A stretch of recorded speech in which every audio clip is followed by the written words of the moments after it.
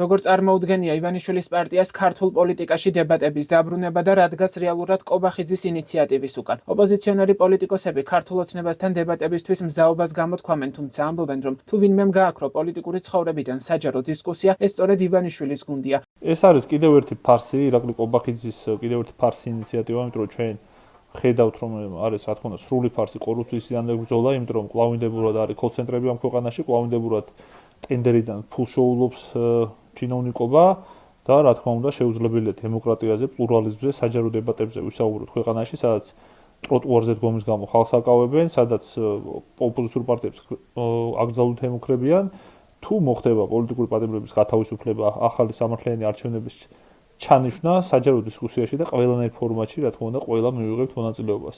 მანამდე კი ეს ყველაფერი არის კიდევ ერთი ფარსი და ყურადღების გადატანის მცდელობა ივანიშვილის ბანდის მხრიდან. მათგან წამოსული შეთავაზება დებატებთან დაკავშირებით არის ძალიან კომიკური, იმ ფონზე, რომ 6 წელია გაურბიან დებატს, დაპატიმრებული ყავთ უამრავი პოლიტიკური ოპონენტი, ებრძვიან პარტიებს და აპირებენ პარტიების გაუქმებას, აი ასეთ ვითარებაში დებატის სიკეთეზე საუბარი, რა თქმა უნდა, არის კომიკური და ღიმილისმომგვრელი, რადგან დებატის და კონსტრუქციული დიალოგის სრული ხელისუფლება არ მოიქცეოდა ნამდვილად ასე, როგორც ეს რეჟიმი იქცევა საკუთარი ოპონენტების წინააღმდეგ, თუმცა ამავე დროს უნდა აღინიშნოს, რომ ნებისმიერ ძირითად საინტერესო აქტუალურ საკითხზე, როგორც არის ეკონომიკური და სოციალური საკითხები, როგორც არის საგარეო პოლიტიკა, როგორც არის ძირითადი დიდი საკითხები, რა თქმა უნდა, ყოველთვის მზად ვართ სადებატოდ. საერთოდ რა დებატებზეა საუბარი ამდენი წლის განმავლობაში მარტო ჩვენი გუნდიდან არაერთი შეთავაზება ქონია ოცნებას.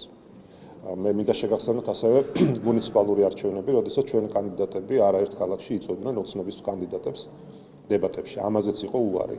და ზოგადად თქვენ კარგად იცით, რომ ოცნება უარს აცხადებდა აქამდე ნებისმიერი ტიპის დებატებზე. ხა რა ფორმატს გადაწყვეტენ ისინი, ეს ჯერ არ ვიცით.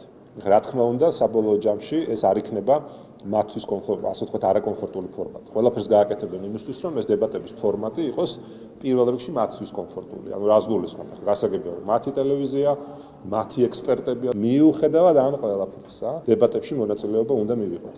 იმისათვის, რომ ოცნებას საკუთარ მოედანზე, პირში ვუთხრათ სიმართლე რა არის. ქართული ოცნება დებატებისთვის საკუთარ პირობებს აყენებს. ივანიშვილის თანაპარტიელები ამბობენ, რომ ოპონენტებს საცირკო წარმოდგენის დადგმის საშუალებას არ მისცემენ. მათივე თქმით, ოცნება თავად გადაწყვეტს, ვინ იქნება კონკრეტულ თემაზე მოპასუხე მათი მხრიდან და ასევე გააჩნია სატელევიზიო ფორმატსაც. როგორც წესი, ჩვენ ამ ბოლო წლების განმავლობაში მივეჩვიეთ რაღაც მონოლოგურ რეჟიმს და ძალიან რთულია, როდესაც თქვათ ერთას მოისმენ რაღაც საკითხთან დაკავშირებით და იქვე არ ხდება ოპონირება და რაღაცა 3-4 საათის შემდეგ განსხვავებულას მოისმენ და მე შეიძლება გაგიძნელდეს ამის შეჯერება ერთმანეთთან. თუ იქნება ისეთი ფორმატი შემოთავაზებული და არა მხოლოდ ესეც არიელი წინადადება, სადაც ყველა მხარე დარწმუნდება, რომ იქ დებატების თანასწორუფლებიანი საშუალება იქნება და არავითარი, თქვათ, საცირკო სანახაობის დადგმის არანაირი საშუალებას არც ის წამყვანი ვინც იქნება არ მისცემს არც ერთ მხარეს, მე არ ვამბობ,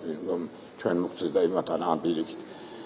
რა თქმა უნდა, ყველაფერი მისაღები იქნება. ჩვენი პოზიცია ხალხის ძალის ყოველთვის იყო და იქნება, რომ ჯანსაღი დებატები უნდა არსებობდეს. თუ მოხდება ესე, რომ ქართული ოცნება და ხელისუფლება შეძლებს, რომ უზრუნველყოს ისეთი ფორმატები, სადაც იქნება ჯანსაღი დებატები, რა თქმა უნდა, აქ ჩვენ მხოლოდ მივესალმებით ასეთ დებატებს, იმიტომ რომ საზოგადოებაში ნამდვილად არის მოლოდინი, რომ იყოს განსხვავებული აზრების პოზიციონირება, მაგრამ ვიმეორებ, თუ საზოგადოებამ კვლავ იხილა ისეთი არაჯანსაღი დებატები, ბუნებრივია, რომ ამაზე უკვე საზოგადოებას თავისი რეაქცია ექნება. კრიტიკული მედიისთვის გამოცხადებული ბოიკოტისა და ოპოზიციის ნაწილის აკრძალვის პროცესის წამოწყების პარალელურად ირაკლი კობახიძე ქართულ რეალობაში დებატების დაბრუნების ინიციატივით გუშინ გამოვიდა. Facebook-ის პირად გვერდზე გამოქვეყნებულ ვრცელ პოსტში ოცნების პრემიერი წერდა, რომ დისკუსია მნიშვნელოვანია, რათა საზოგადოებამ განსხვავებული აზრი მოისმინოს, გააანალიზოს და არჩევანი გააკეთოს. კობახიძეს არ დაუკონკრეტებია, თუ როგორ წარმოუდგენია მას დებატების აღდგენა. უკვე რამდენიმე წელია, რაც ივანიშვილის პარტიის წევრები კრიტიკულ მედია საშუალებებს ბოიკოტს უცხადებენ და არასახელისუფლებო ტელევიზიების ეთერებში არ დადიან. მეორე მხრივ კი ოპოზიციონერი პოლიტიკოსები აცხადებენ, რომ მათ სამთავრობო მედიის დიდი ნაწილი გადაცემებში სტუმრად თითქმის არასდროს იწვევს. კობახიძის მიერ დებატების დაბრუნების დაანონსების პარალელურად ოცნებას საკონსტიტუციო სასამართლოში სარჩელი აქვს შეტანილი, რომლითაც 3 ოპოზიციური პარტიის აკრძალვას ითხოვს.